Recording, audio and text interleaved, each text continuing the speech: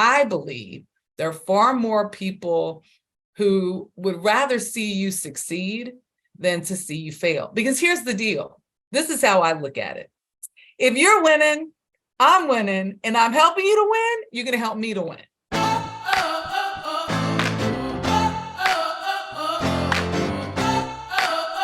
Michelle Miller is a national correspondent for CBS News, a co-host of CBS Saturday Morning. She's got an Emmy, a Gracie, a DuPont, a Murrow. She's got all of the things, and she is also a New York Times bestselling author. Her new memoir, Belonging: A Daughter's Search for Identity Through Loss and Love, is a New York Times bestseller. But even more than all of those incredible accolades, this woman, she's a leader. She is a friend. Oh, Michelle, I'm so happy that you're here. Thanks for having me. Hey, I'm so excited. Your book, what was the catalyst for you writing it? A story. Can you believe that? I can. A story of the ages, of our age, really. The murder of George Floyd was the impetus of this book. The catalyst, really, I was assigned by Brian Bingham, who's one of the senior producers. He has a fancier title than that, but he told me, Michelle, we think something's going on with this killing and what we're seeing in the midst of COVID, in the midst of these marches and people. This really struck a nerve in a way we haven't seen. And I know you've covered a number of these. And so I said, yes, I've been covering these since the LA revolt, following the acquittal of the LA4, who were the police officers, those LAPD officers who beat up Rodney King. And so I pulled out my phone and I just started dictating for 5 minutes, and it transcribed a script. I handed that script over with some minor edits to a producer. The producer said, "Are you sure you want to say this?" And I said, "Yeah." And then Brian said, "You sure you want to say this?" And I said, "Yeah." And so they aired it. Gayle King was like, "Wait, what did you just say?" And what I said, which really seemed to strike a chord, was racism has affected me all my life. Born into the unrest of the 1960s, I was adored by a father who was a surgeon and a mother who to this day does not acknowledge my existence. And there was something that resonated with a number of people. One, a publisher at HarperCollins, who 37 minutes after the story aired, emailed me and said she wanted to publish my book. Now, there was a long list of other things that happened, but essentially it was the opportunity wrote itself into the book. And the person who helped me write the book is a wonderful human being by the name of Rosemary Robotham, who is also an amazing writer. So that was the catalyst. It was like a moment where someone heard me and they thought that what I had to say and through my experiences, there would be some resonance. And there has been so much. You shared with me your story, and I cannot tell you the number of people I have known, and I did not know their stories for years, who came clean and said, "I don't talk about this, but my father, I never shared this. My mother, I'm going to go find them now." Or, "I've got to deal with this because now I realize, having read your book, that, yeah, I've been dealing with this all my life and I was ashamed of it, or I wasn't ashamed of it, or I held on to the guilt." Or there's so many different, there's so many elements of my story that ring true to other people's. My origin story is that my mother and father were a clandestine love affair. He was married, he was Black, she was Hispanic. She worked with him in some capacity at the hospital where he was a surgeon. And she got pregnant. And at the same time that she got pregnant, her family found out that she was dating an African American, and there was something about that they didn't like, and they gave her an ultimatum. Now, this is all from my mother's side. Now, my father never really discussed any details of the relationship or the circumstances. He just left it like this: your mother and father fell in love, your mother and father had you, and then they couldn't be together, period, the end. That was it. And these other stories came, you'll learn much later, through my mother, who I found, but whose family forced her to make a choice between him or them. They didn't know she was pregnant with me. So she told my father she was pregnant. He insisted that she have the baby. She did. She gave me to my father, and at 2 days old, my father gave me to a friend of the family, and they sent me to Birmingham, Alabama, because I was a secret. And Birmingham, Alabama, because that's where his beloved sister was. She had 5 children herself, and so a very good friend of hers, who she trusted immensely, raised me for the first 6 months. She had a daughter, Margaret Tripp and Joyce Tripp. There was Granty. It was a self-made family, and it was Mr. Otis. And I'm still in touch with Joyce to this day. Unfortunately, everyone else has deceased, but for 6 months of my life, and through many other entities, I mean, I would visit them. This is part of my extended family. And so at some point, my grandmother found out that I was alive. And that's the point at which she came to pick me up from Birmingham and bring me back home to Los Angeles, California. And my grandmother raised me until the point at which she got too sick to care for me. She died 2 years later. And so there are moments, the story is really about absence and how we deal with it, how we perceive it, how we engage it, how we long to rid ourselves of it, and how you fill voids, how you dream, how you pursue happiness, how you pursue joy. And for me, I was very lucky. You say your mother was present. She was not absent, but she wasn't fulfilling your needs.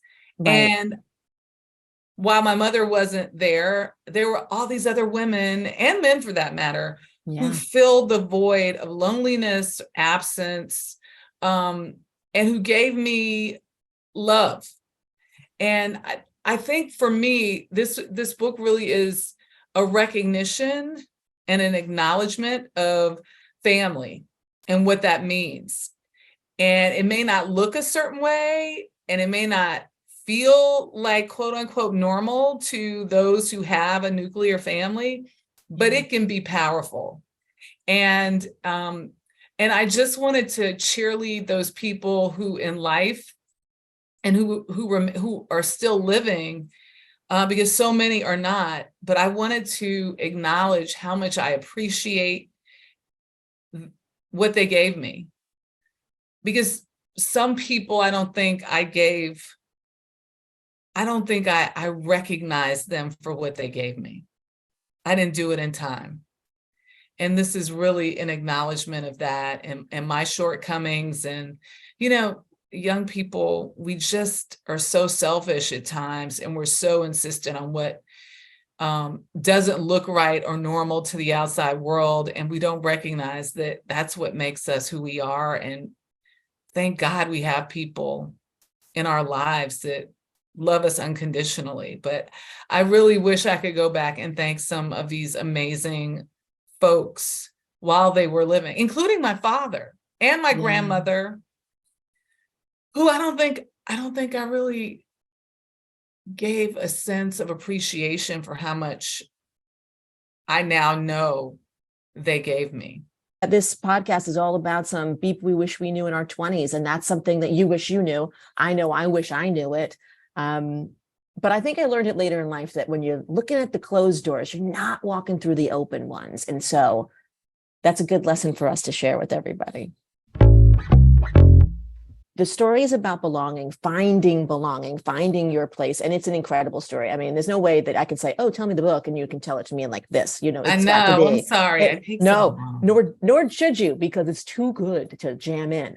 But I wonder, you know, your challenge of finding where you belonged, how did that shape you into the reporter you are today? I think more than anything, and as succinctly as I can say this, so part of what we do is discovery. We look to find the hidden stories, whether they're, you know, like oftentimes if something's hidden, there's a negative connotation. Someone's trying to hide something. I mean, all of that is part of us seeking truth. And so for me, especially since most of what I do is feature reporting now, finding the stories, the untold stories, the stories that have been neglected, marginalized, the stories that are now even under attack, the historical context of the presence of where we're living right now. People are assaulting history and assaulting, you know, how things happened. And I believe in telling everybody's story. I don't, you know, let's not edit out parts because you feel uncomfortable.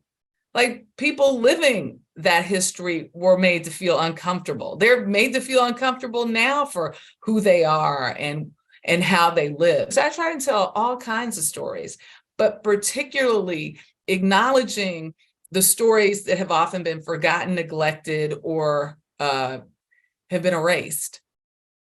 I find it, I think that's my mission. It's sort of like part of what I like telling stories I've never heard of. I mean, Yeah. and I often what's so wonderful about it is people from various backgrounds write me, email me, they show up on social media and they say, you know, I didn't know that. Oh my gosh, thank you so much. Or, you know, it's really important I understand that because then now this makes sense to me. And it's all about like making our lives in the present make sense. And I'm a big advocate of reminding people there is no other profession, with maybe one, the legal profession, that is mentioned in the Constitution. And we have our own amendment. And it's number one. It's the first one.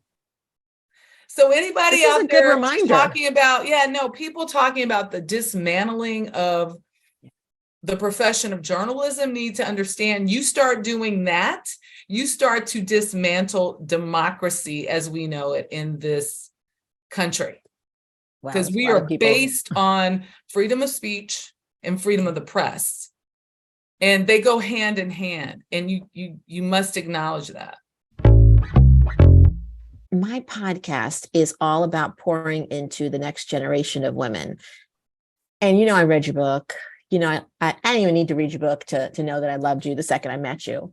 And you're just so supportive of people. Well, first of all, I just have to say that right back at you, because we're girlfriends. I mean, we don't even really know each other, but I think that, you know, we have like, because we're all so vulnerable with each other and we ask for advice, counsel, we lean on each other. And I don't know if like people have a real clear sense that happens even at the network level. I believe there are far more people who would rather see you succeed than to see you fail. Because here's the deal. This is how I look at it. If you're winning, I'm winning, and I'm helping you to win, you're going to help me to win. And look, that doesn't mean that there isn't like, a little jealousy and envy and competitiveness and all that kind of thing. Yeah, I deal, but you just don't, I deal with that all the time. Like, I wish I got that story, or I wish I had, oh, why didn't I go about it like that? Why didn't I try this out? Like, there's always that. And, I'm checking myself before I wreck myself. In many ways, I'm using it as motivation to move to the next thing. But it's really a constant, I see it in so many of the girls, ladies, fabulous women that we work with, is that like, there's a constant of, that's not my season, or that's not my time, or that was not for me. I believe that little things happen along the way. Minor moments can be major moments. And one moment that stood out for me, because I'm all about those transformative moments in life, was when you met with that casting agent and you wrote about it in the book. I was with a Howard University alum who is friends with a lot of people I went to school with. And she said, it's so interesting when I talk to people who went to school with you, they said, you were two different people. You were the person who was like, wearing jeans and t-shirts on the yard, and you were very intense. You were taking care of your business, but you were still kind of this relaxed individual. But they said when that camera went on, man, you turned into somebody else.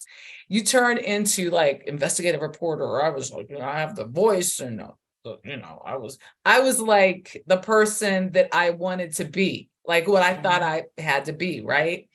And when I think about that, because the meeting with the casting director came about a year, or maybe it was a full year, maybe it was right out of college, and she had received a tape from me. I think it was a year after. She received a demo tape, and she flew out from New York City to Los Angeles for the NABJ conference, and just to meet me. She could do it because she could write it. I guess she could write it off, but she wasn't going to come. And she said, I'm coming. I'm going to meet you. She met me. I was nervous as all get out. I remember we were in the lobby of the Century City Hotel, the Century Plaza, I think it was. And I was like a doe in headlights, right? A deer, just so nervous. And I was like, and she said, let me tell you something. She said, if your off-air presence was as strong as your on-air confidence, I would hire you right now on the spot. But she said, you're just not confident enough to come work at the network yet. You got to have nerves of steel, and you have to have armor, and because they'll eat you alive. And I thought, because I remember Brian Gumbel went to the network at 21. I think Jane Pauley went at 25. I'm thinking, wow, they must have been killer, right? Their confidence, their ability must have been so strong, or they were so adept at hiding their fear. And I wasn't. I'm still so very transparent. But I'll never forget thinking like I completely blew my shot, because, we're led to believe we only have one shot. One shot. And I just remember how crushed I was. Here I got my shot and I blew it. Yeah. And I guess for me, it was more or less a release to some degree, because, well, I blew the shot. Now I can just go on and just try and get a job. I don't have to, I don't know what that moment told me other than it wasn't your time. Yeah. You aren't ready, and better you not completely blow an opportunity than to just miss out on a moment. I have so many young women ask me about, well, how do you become confident, and how do you get to network? And confidence is something that you build. I tell them, and how do you build it? By doing things that scare you. That's my recipe for it. I was scared to death my first day at CBS, and I didn't tell anyone I was going to be there either. I was like, okay, I'm starting this today, and I didn't tell nobody. And then people were like, hello, you work, what? Because, they'll see you on TV. Yes. And I just couldn't tell anybody, because I didn't believe in myself that day. Like at that point, I just didn't believe in myself, but I got it. Like you want to fly in under the radar, but it's network television. Like what? What was I going to hide? What were you hiding? What are you doing? I don't think of myself as being the perfectly polished person that I think so many people are. But I think those people are probably thinking the same thing. Oh, yeah. They're looking at other people. Everybody, exactly. And here's what Yeah. I think about being on air is that when you are just truly being you, that's when you shine. Because again, you're unique. You're the only you out there. And That's when true. people are trying to hold on to that, let me just tell you Veneer. this thing Yeah. very well and say Well, these words perfectly. you know, it's funny, Harry Smith, I was talking to somebody about Harry Smith. I ran into a woman who used to work for Harry Smith, who was the anchor of the early show for years and years and years. Yeah. And I was telling her about his last day at CBS, and he had done some of the most amazing work, I believe the most amazing work of his career. He covered tornadoes in Tornado Alley and covered it in a way that I had never seen before. He was at the Arab Spring in Egypt, and I remember how he was so in the moment and so himself. I remember a man walking up and kissing him on camera during his live shot. It was such, things that you wouldn't have expected that to happen to any other correspondent, but it happened to Harry because Harry was uniquely himself.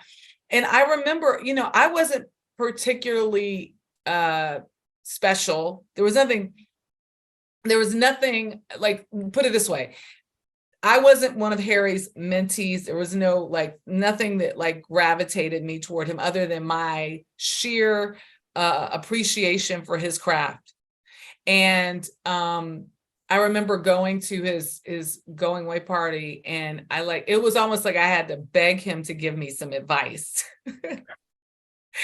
I'll tell you the whole story off camera, but he gave me such a pearl of wisdom. He said, Michelle, you don't trust yourself. And I said, I don't. He said, nope. He said, you need to trust yourself. He said, you need to be you and do you. And I was like, ooh, okay, thank you. I was like, okay, be me and do me. And what did you? I must have. It must have gotten through the thick skull. I mean, it's pretty amazing. I'm here. Yeah. I mean, you're a New York Times bestselling author. I'm still here. That's the amazing part, because I look back on the time that I've been at CBS News, and so many people aren't here anymore. Yeah. So many of my bosses, so many of my colleagues, and the various reasons why so many people have come in, gone out, moved on. I mean, but the fact that I'm still working is my point, and that I'm still achieving and that I'm still rising, I think is what I'm trying to say. And so are so many of the other people. They've just moved on to different places, but the idea that you don't fail, and you don't fail. I failed a lot, but that you don't fail in your moment of climb, that you might make mistakes and you may not be perfect, but people recognize that there is a gift, there is something special about what you give in your craft. And that's what we all are looking. We're all looking to provide something that the person next to us doesn't. And that person's providing something that the person next to them doesn't provide. But that you don't want all cookie cutter sameness. No. In a division. You want people telling a story through their voice and through their lens and through the prism of truth. But you want different voices. You want different styles. The variety is what spices the mix. Your kids, what do they think about the book? Do you think they actually tell me? No, they probably don't. Okay. Next question. They're teenagers. My daughter did say, Mom, the book was really good. I was like, thank you. She's like, Mom, my grandfather was kind of a player. I was like, she's like, you kind of put his story all at home. But yeah, That's maybe Right, but I shouldn't have said all that. I learned to read the way the air in a room might stir around me. Mm. Well, that really stemmed from that story of my 9th grade year. And ironically, one of my coworkers here is from the same area that I grew up in. He went to that same school with me, and he is my witness because he was the person who actually instigated the conversation that opened with, oh, Michelle is Black. She'll understand. She'll tell us. And the young man who I had partnered with, who I think we were I think we kind of dug each other, and we kind of liked each other, and we were partners in this graphic arts class, and we did our little projects together. The stillness of the room that came, like literally when I tell you the moment that came out of my friend Otis Livingston's mouth was the moment in which this young man, it was as if there was a knife that just cut into the air and separated the two of us, because he was, and I could feel it. You could feel it. It was the electromagnetic force that was surrounding us was off. And I turned to him and I looked at him, and I knew in that moment, what I say here matters, and it is going to define who I am for the rest of my life, because I'm not going back. This is what you need to figure out, who you are. So he's clear, because it was clear to me. It was like, oh, there's something about my appearance that maybe is a little nebulous. It's folks don't get it right off the bat. And so I looked at him and I said, of course I'm Black. What did you think I was? And he said, oh, I thought you were Jewish. And so I'm thinking, oh, okay, well, okay, great. No, I'm not Jewish. Great. And we continued on, and then he treated me differently from then on. Did not speak to me. Did not ask to be my partner again. Did not acknowledge me. And you know, I have issues with acknowledgement. So I was really angry. And I thought to myself, is this what racism is? Like what I just, like, really?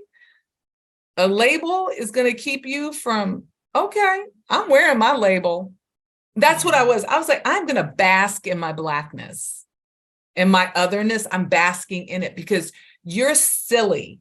You are so backward in your thinking to think that makes me less than you.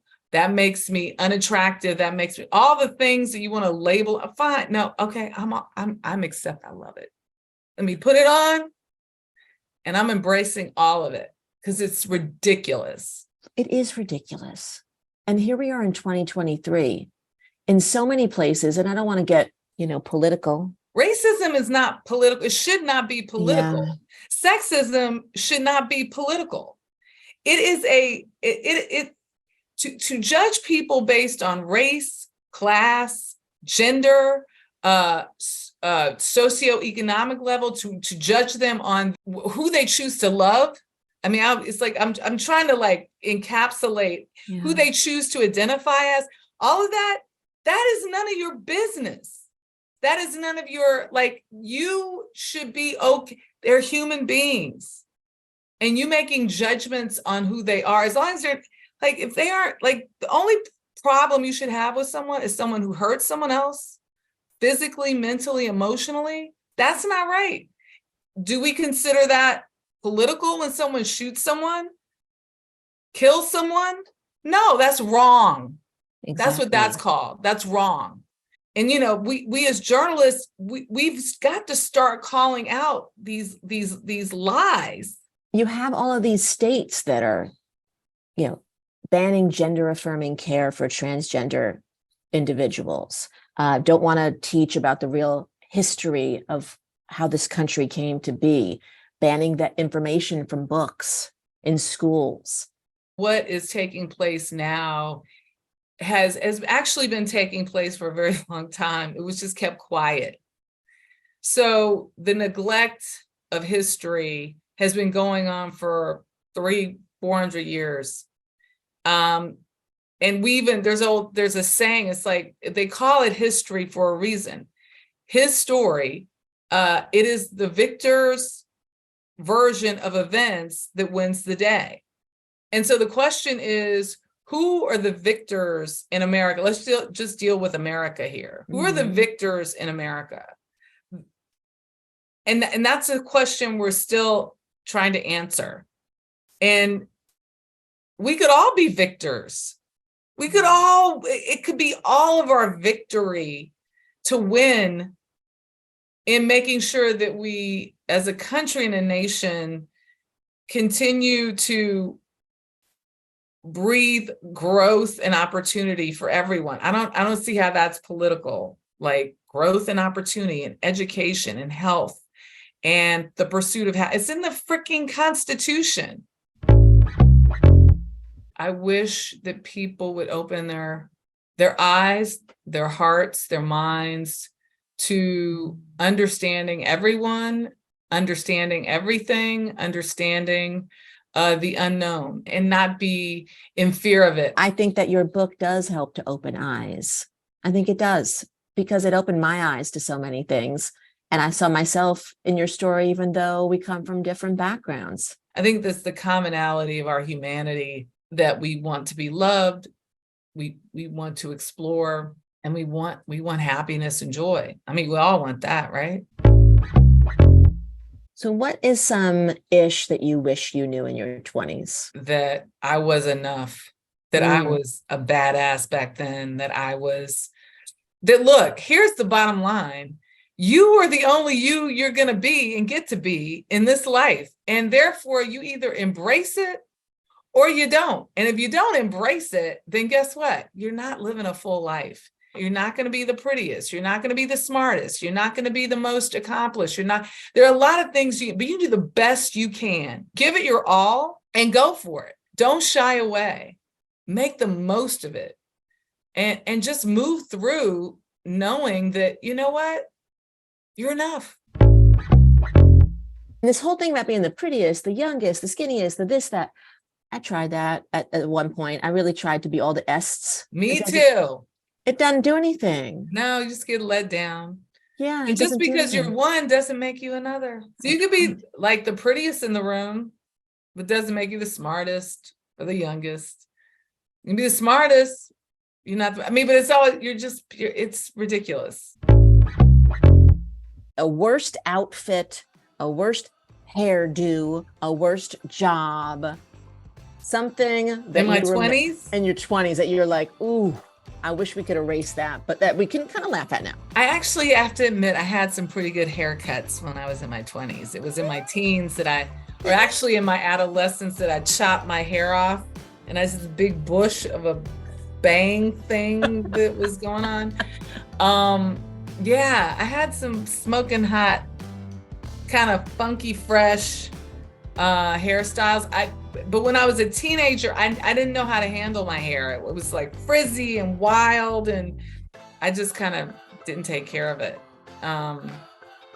But I kind of got it together in my 20s. I have to say that. I was a hotmess.com.org.gov in my 20s because I had a perm. Ooh. I miss you so much. And Thank I'm so you, thankful Deb. to you. I'll see you next time I'm in DC. You better. You better. I love you. Mwah. Mwah. Mwah. Make sure you hit subscribe if you haven't already. Tell a friend, leave a review. It helps more than you know. And you can also watch parts of this interview on YouTube. Follow us on Insta and TikTok at Debra Alfarone for more beep I wish I knew in my 20s. And of course, you can always drop your email to be the first to know about new episodes, and you'll get my free GTFO confidence guide. Just hit me up at shitiwishiknew.link/GTFO. Thanks for listening. We'll talk to you next week.